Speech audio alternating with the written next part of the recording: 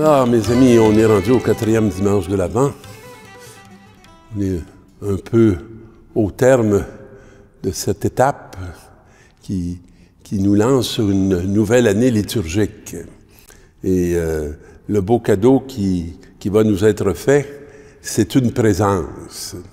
Je ne sais pas si beaucoup de monde désire des présences dans ces temps. Des temps où on peut dire qu'on touche facilement les absences, mais d'être réconforté par la vie qui nous est remise entre les mains. Alors toi, Bethléem, Ephrata, le plus petit des clans de Juda, c'est de toi que je ferai sortir celui qui doit gouverner Israël. Nous autres, on pense toujours que ça vient des grandes cités, ça vient des grands pouvoirs, là où sont rassemblées les techniques et tout ce qu'on veut, mais un peu différent dans la parole de Dieu. Ses origines remontent aux temps anciens, à l'aube des siècles. Donc, c'est lui qui a présidé à toute cette œuvre. Hein? Et après un temps de délaissement, viendra un jour où enfantera celle qui doit enfanter. Et c'est là l'espérance qui montre la pointe de son nez. Et ceux de ses frères qui resteront rejoindront les enfants d'Israël. Alors, on sent qu'il y a un petit reste, puis qui va s'ajouter aux enfants d'Israël. Il se dressera, il sera leur berger par la puissance du Seigneur. Alors ça, c'est très différent, hein? C'est pas par la puissance financière, c'est pas du tout là-dessus que ça s'appuie. Et l'origine ne trouve pas sa vérité à lui dans l'argent. Par la majesté du nom de son Dieu, c'est la grandeur du nom de Dieu. Ils vivront en sécurité, car désormais sa puissance s'étendra jusqu'aux extrémités de la terre, et lui-même, il sera la paix. Alors, mes amis, ça part d'un tout petit lieu, et ça origine des commencements, et ça va remplir la terre, et ça va établir la paix.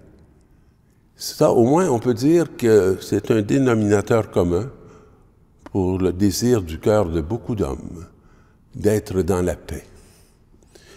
Frère, en entrant dans le monde, le Christ dit d'après le psaume, « Tu n'as pas voulu de sacrifice ni d'offrande, mais tu m'as fait un corps. » J'aime l'expression « tu m'as fait un corps ». De découvrir que je suis appelé à appartenir à un corps plus grand que juste le mien. Et ce corps, il est façonné par quelqu'un.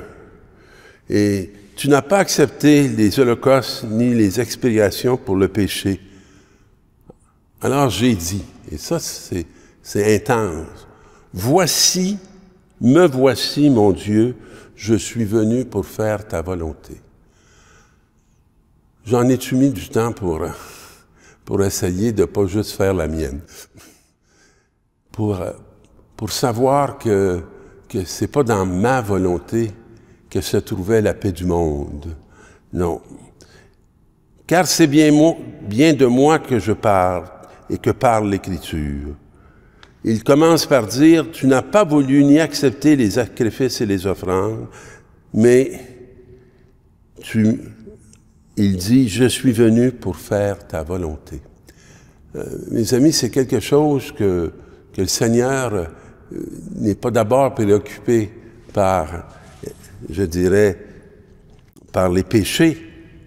Il est préoccupé par une présence. Parce que, première exigence pour qu'on soit dans l'amour, il faut qu'il y ait quelqu'un. Et ce quelqu'un, il nous l'a dit, « Voici, c'est moi, je viens. » Et il vient dans chacune de nos vies. Il vient dans tous ces temps qui ont été bénis par Dieu. Et il supprime l'ancien culte pour établir le nouveau. Et le nouveau, c'est que tous nous sommes sanctifiés grâce à l'offrande que Jésus-Christ a faite de son corps. Et ça, c'est nous. Il nous offre. Alors nous, est-ce qu'on entre dans cette offrande?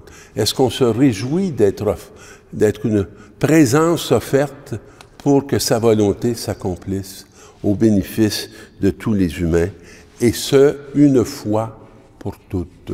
On n'est pas dans la répétition, hein, on est dans l'accomplissement total. En ce jour-là, Marie se mit en route rapidement vers une ville de la montagne de Judée. Alors, et elle entre dans la maison de Zacharie et salua Élisabeth. Tous les deux appartenaient aux tribus de Lévi, un couple sacerdotal. Et quand Élisabeth entendit la salutation de Marie, l'enfant tressaillit en elle. Entendre une salutation qui nous fait tressaillir, qui va dans nos entrailles. Hein. Et cette salutation, Dieu, il a fait à tous les humains. Et il y a toujours des messagers qui viennent nous toucher dans ce qu'on a le plus profond dans nos entrailles. Et Élisabeth fut remplie de l'Esprit Saint et s'écria d'une voix forte. J'aime ça parce que souvent, c'est assez ténu. On ne se fait pas trop entendre. Ça ne résonne pas trop fort. Mais là, d'une voix forte, Élisabeth, qui n'est pas jeune, hein, dit « Comment ai-je ce bonheur que la mère de mon Seigneur vienne jusqu'à moi? » Ben, pour moi, c'est facile de reconnaître que la mère de mon Seigneur, dans ma vie, c'est l'Église. Mais c'est l'Esprit Saint en moi. Mais c'est l'Église.